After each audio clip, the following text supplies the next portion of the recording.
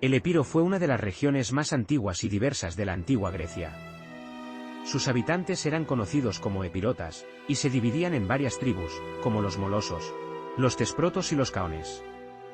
El Epiro estaba situado al noroeste de la península balcánica, entre el mar Jónico y las montañas del Pindo. Su territorio abarcaba partes de las actuales Grecia y Albania. El Epiro se caracterizaba por su relieve montañoso, su clima frío y su suelo poco fértil, que dificultaban la agricultura y el comercio. Los epirotas se dedicaban principalmente al pastoreo y a la cría de ganado, especialmente de ovejas y cabras. También practicaban la caza, la pesca y la apicultura. Los epirotas tenían una cultura y una religión propias, influenciadas por sus vecinos ilirios, macedonios y tesalios.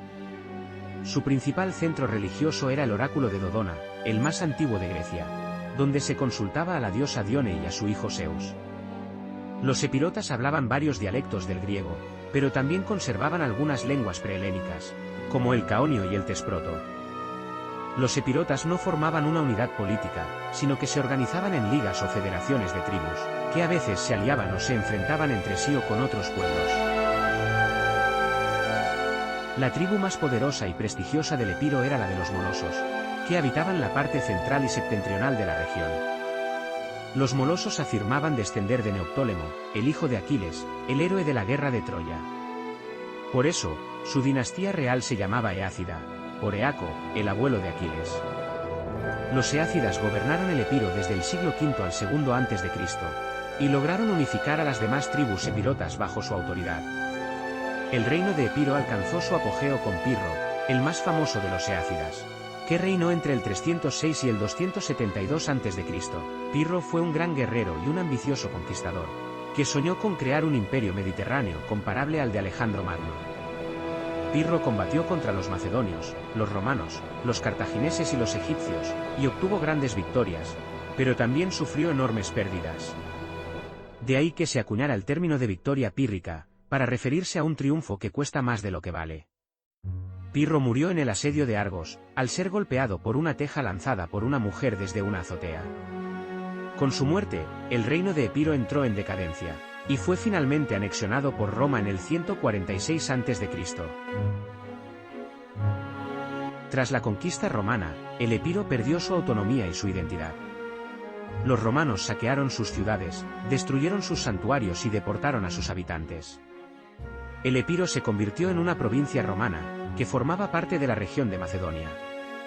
El Epiro sufrió las invasiones de los godos, los hunos y los eslavos, que arrasaron el campo y despoblaron las ciudades. El Epiro pasó a formar parte del Imperio Bizantino, que lo dividió en varios temas o distritos administrativos. El Epiro fue una zona fronteriza, expuesta a los ataques de los búlgaros, los normandos y los venecianos. El Epiro conservó algunos rasgos de su cultura griega, como el idioma, la religión ortodoxa y el arte bizantino.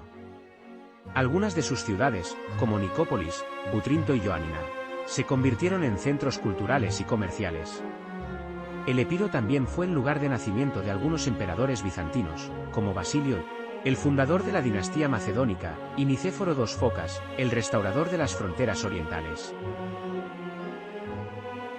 En el año 1204, el Imperio Bizantino fue saqueado y dividido por los cruzados, que establecieron el Imperio Latino de Constantinopla.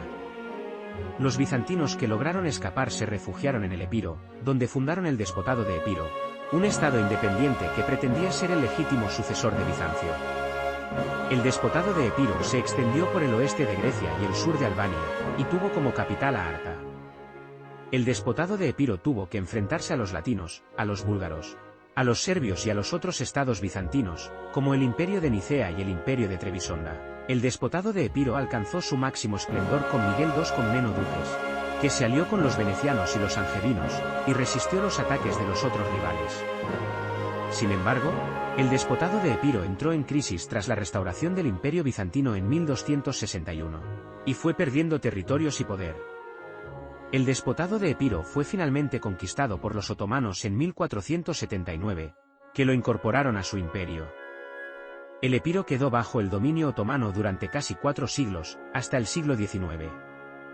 Los otomanos impusieron su religión, su lengua y su administración, pero también permitieron cierta autonomía a las comunidades locales.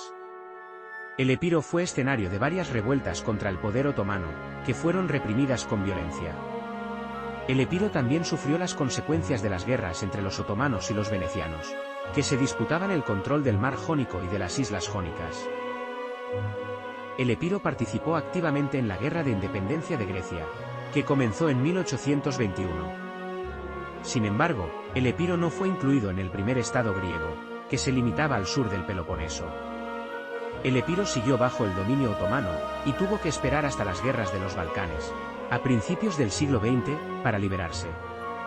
El Epiro se dividió entonces entre Grecia y Albania, según el Tratado de Londres de 1913. La parte sur del Epiro se unió a Grecia, y formó la periferia de Epiro, con Ioánina como capital.